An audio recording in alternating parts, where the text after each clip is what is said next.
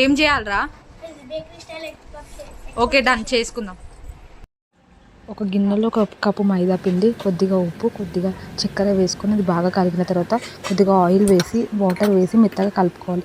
మూత పెట్టి పక్కన పెట్టుకుని ఒక కడాయిలో కొద్దిగా ఆయిల్ వేసి మనం ముందే కట్ చేసి పెట్టుకున్న ఆనియన్స్ బాగా వేయించిన తర్వాత అవి వేగే లోపల మనం ముందే నానబెట్టుకున్న పిండిని సన్నని చపాతీలాగా చేసుకోవాలి.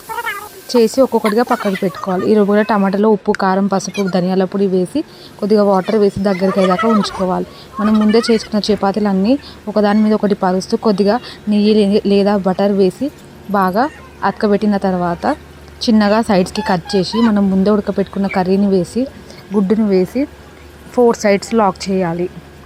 కొద్దిగా గీ యాడ్ చేసుకుంటే అది పోకుండా విడిగా ఉండకుండా వస్తుంది. అలా మనం చేసుకున్న చపాతీస్ అన్నీ మనం తీసుకున్న క్వాంటిటీస్లో ఎగ్ వేసి 4 సైడ్స్ ఒత్తుకోవాలి.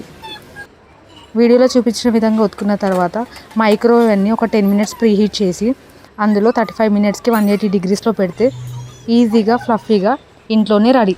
ఇప్పుడు ఎట్లుందిరా? క్రిస్పీగా బేకరీ స్టైల్ ఉంది అక్క. మంచిగా ఉందక్క. అదో బాగున్నాక.